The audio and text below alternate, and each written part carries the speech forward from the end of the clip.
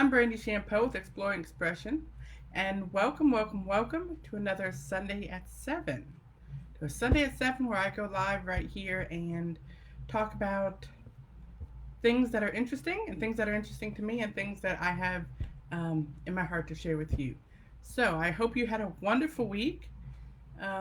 This has been, one for the books around here, but we're excited. We're excited about last week and we're excited about the week coming up, and I hope you are too. So, once again, my name is Brainy Shampoo. I help people become your very best expression so that you can make learning fun, easy, and natural, not just for your children, but for yourselves as well, because you deserve it. And welcome, as I said, welcome to Sunday at 7. So, today we're going to do things slightly differently, but I really wanted to start, um, not all the time, but every once in a while, talking about what I like to call rabbit holes. Rabbit holes. And if you've been in the homeschooling world for a while, you're probably already familiar with what a rabbit hole is.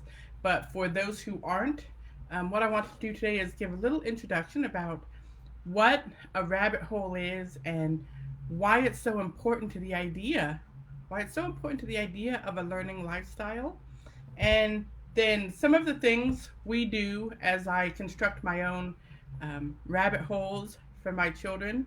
And so periodically, I'm going to come back on and show you guys and help you guys see the process that I go through when we stumble across a rabbit hole, and how I turn it into an entire learning experience for my children.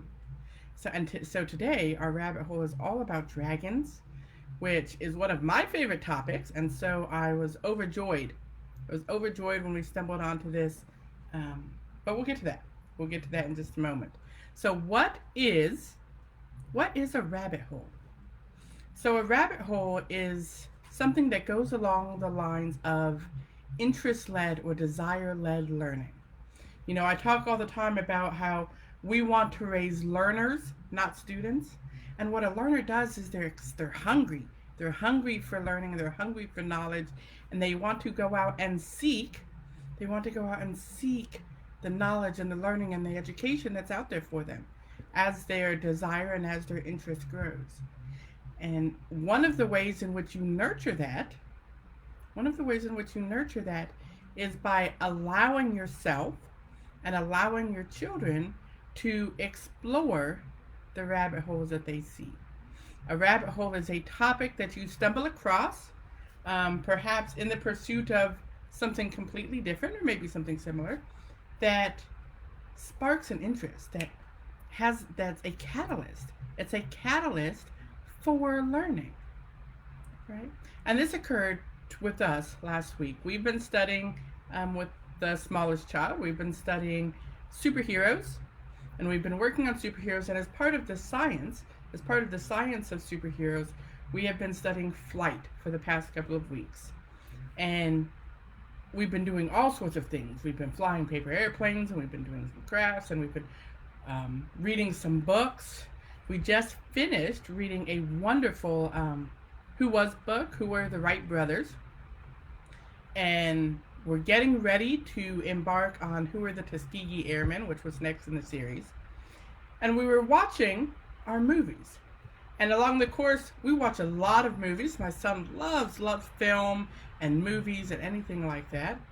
And so that's a large part. He's very visual, and that's a large part of what he does in his homeschool. And so we're watching not just superhero movies about superheroes that fly, but we're watching all sorts of movies about flight. Around the World in 80 Days, planes, we watched the plane series, and then we started watching How to Train a Dragon. Or How to Train Your Dragon. Is it How to Train a Dragon or How to Train Your Dragon? You know the movie I'm talking about, right? With Toothless. And lo and behold, not only is that a series of movies, but it's a TV series. And the more we watched it, the more interested Daniel became in finding out about dragons. And he dug out his stuffed dragon that he has. He calls Daniel Dragon. And we began having these discussions about different types of dragons. And it occurred to me as this went on, day 1, day 2, day 3, that wait a minute, this is a rabbit hole, right? Because the first thing you need to do when allowing yourself to explore and build things around rabbit holes is you need to practice recognizing them when they come. Recognizing when your child is deep in something else, when they catch something or see something or experience something that sparks their imagination. And you'll see that because they'll start asking you questions about it. How do dragons fly? What do dragons eat? I wonder if I could have a black dragon or a yellow dragon. That dragon breathes fire. There's a two-headed dragon in the movie that one breathes smoke and the other one catches the smoke on fire. Right? And as you see your children ask questions, then this should trigger something. Wait a minute. This could be a way to capitalize on their interests. Because that's what learning lifestyle is all about.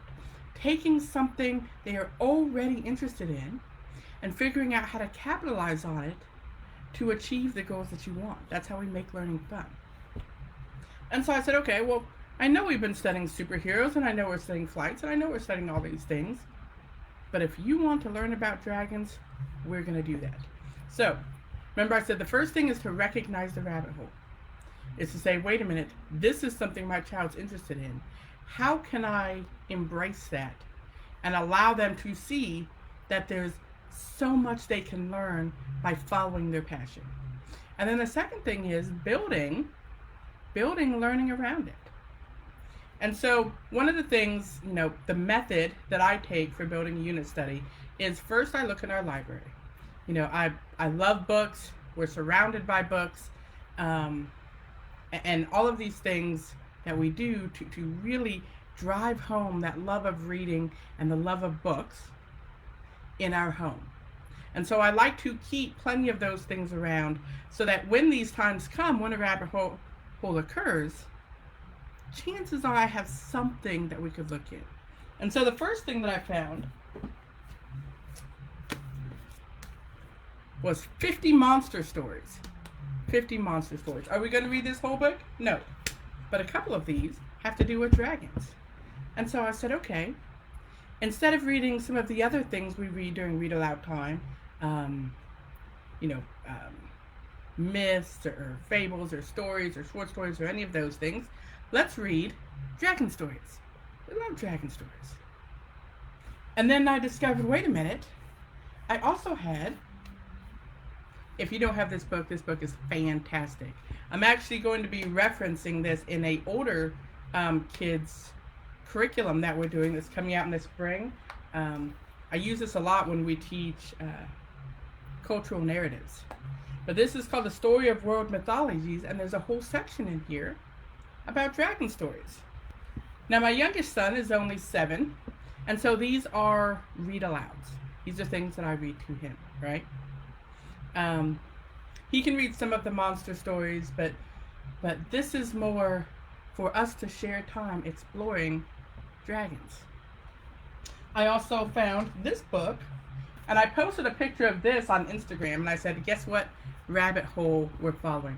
I absolutely love these books. There's a whole series of them. I also have the magic one, I think, when we were studying Harry Potter. But this is Dragonology, the complete book of dragons. Absolutely fantastic. Okay, so I went through our books, and the ones that I went through our books and figured out what we had. And then I decided we needed a storybook, right? We do a novel. I read him a novel at bed every night, and we're just getting ready to finish up Castle Corona, which is a fantastic book.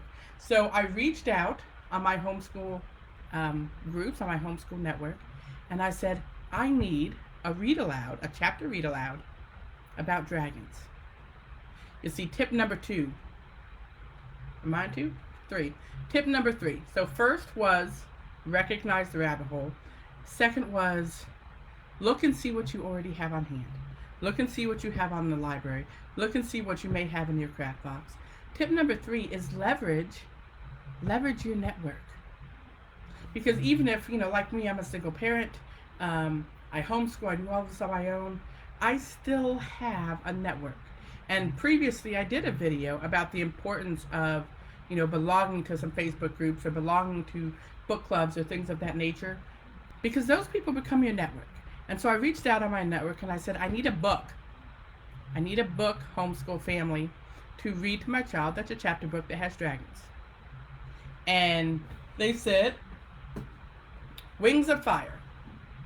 Now I'm going to admit I know nothing about this book, so I can't wait to read it, and we'll be reviewing it once we get it all done and read. If you're a part of my YouTube channel, and I'll link it in the comments, be sure to head over there to my YouTube channel, because I review a whole bunch of books and games.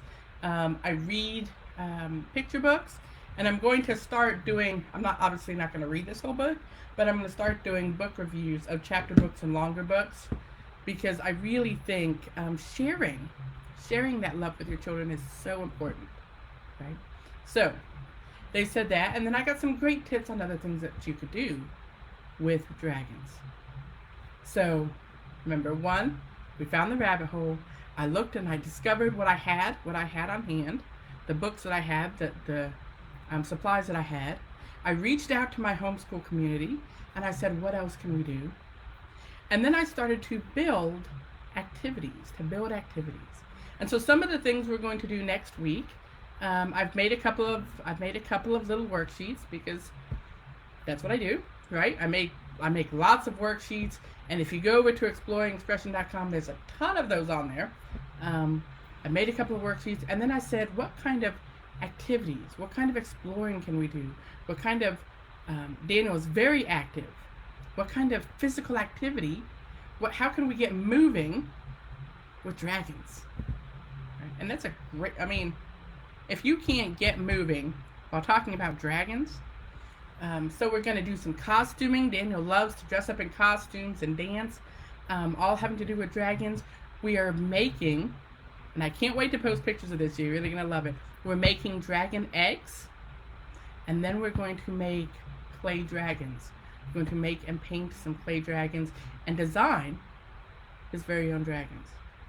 And luckily with this particular rabbit hole, we already do Beast Academy for math, so that just falls in, just falls right into that.